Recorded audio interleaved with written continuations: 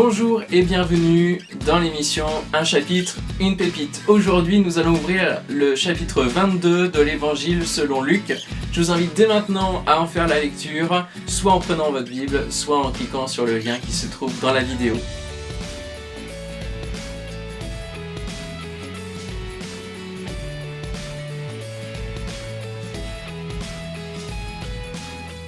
Chaque chapitre de l'évangile pourrait nous donner lieu à différentes pépites et nous allons aujourd'hui concentrer nos regards sur les versets 39 à 46 où Jésus va prier sur le mont des Oliviers, plus précisément dans le jardin de Gethsémanée.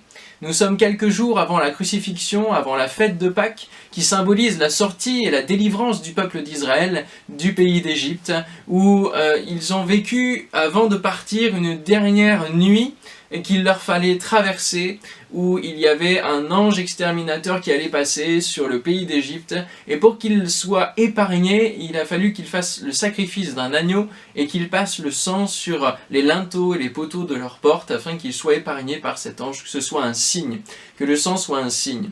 Et donc Jésus va être crucifié à cette même fête de Pâques, plusieurs centaines d'années après, milliers d'années après, et comme un rappel qui nous amène à croire en la délivrance de chacun d'entre nous de notre péché pour pouvoir entrer dans la vie éternelle et cette dimension de sainteté de Dieu et pouvoir accéder par Jésus, par le sang qui a coulé, au pardon de notre péché, à la restauration et au renouvellement, à la nouvelle naissance quelque part de notre vie. Mais avant la crucifixion et la résurrection, il y a donc besoin de prier. C'est le besoin que ressent Jésus. Il a besoin de prier avec ses disciples dans ce jardin, quelques jours avant, pour traverser cette épreuve de la croix. Il dira au verset 40, « Priez afin que vous ne tombiez pas en tentation ». Et il fermera même ce moment de prière au verset 46, « Levez-vous et priez » afin que vous ne tombiez pas en tentation. Il nous fait comprendre une grande leçon, une grande pépite aujourd'hui, c'est que nous avons besoin de prier pour nous préparer aux épreuves à venir, pour nous aider à traverser les nuits de notre vie. Les nuits qui représentent les épreuves qui sont difficiles à traverser, qui amènent l'obscurité sur notre vie, qui peut être faite de joie et de bonheur. Nous avons besoin d'une lumière qui va nous éclairer pendant la nuit. Et donc, il a besoin de prier. Bien souvent, nous ressentons le besoin de prier quand l'épreuve nous frappe. Au moment même où elle nous frappe, alors nous disons « Seigneur, au secours !» D'où viendra le secours? Le secours me vient de l'Éternel. Mais là, Jésus, il prie avant même l'épreuve. Alors bien sûr, il sait bien que la crucifixion arrive. Il connaît l'épreuve qui l'attend. Mais ça ne l'empêche pas que lui, le Fils de Dieu, et aussi le Fils de l'homme, il a besoin de prier. Et nous voyons un Jésus bien différent ici, qui est comme rempli de doutes, angoissé, il était à l'agonie, rempli d'angoisse, tellement que son angoisse faisait que sa sueur se transformait en grumeaux de sang. Ah, il y a un petit parallèle peut-être ici avec le sang, une annonce déjà de l'épreuve, et parfois nous vivons dans nos vies des moments avant les épreuves, dans la prière, parfois des moments d'angoisse, des choses, on ne comprend pas ce qui se passe, mais c'est Dieu qui nous prépare. Et nous avons besoin d'être en constante prière avec le Seigneur. L'apôtre dit « priez sans cesse ». Et nous avons besoin de venir au contact quotidiennement de Dieu afin de nous préparer nos cœurs et chasser les discours de notre chair qui est faible. Les évangiles racontent cet épisode de différentes manières, en tout cas il y a des précisions différentes, et il dit priez afin que vous ne tombiez pas en tentation, l'esprit est bien disposé, mais la chair est faible. Et nous avons besoin d'enlever les discours, de chasser les discours de doute, d'angoisse de notre chair qui voudrait fuir l'épreuve, comme Jésus qui dira au verset 42, « Père, si tu voulais éloigner de moi cette coupe, toutefois que ma volonté ne se fasse pas, mais la tienne. » Jésus ici est donc bien différent qu'à l'habitude. Il bénissait, il guérissait les gens, il amenait des discours d'autorité. Et là, au cœur de l'épreuve, ce n'est pas toujours facile.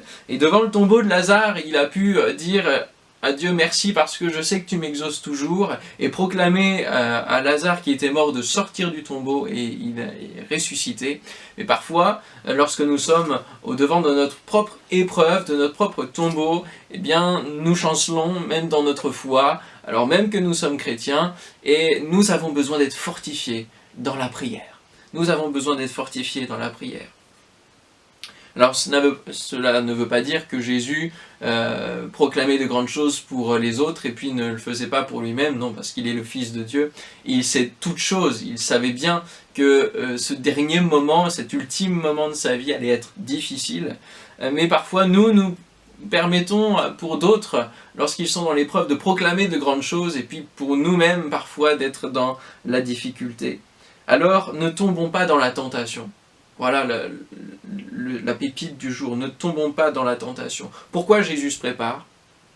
Pourquoi il demande à ses disciples de se préparer? Parce qu'il sait que s'il n'a pas l'aide de Dieu, il ne pourra pas bien traverser cette épreuve.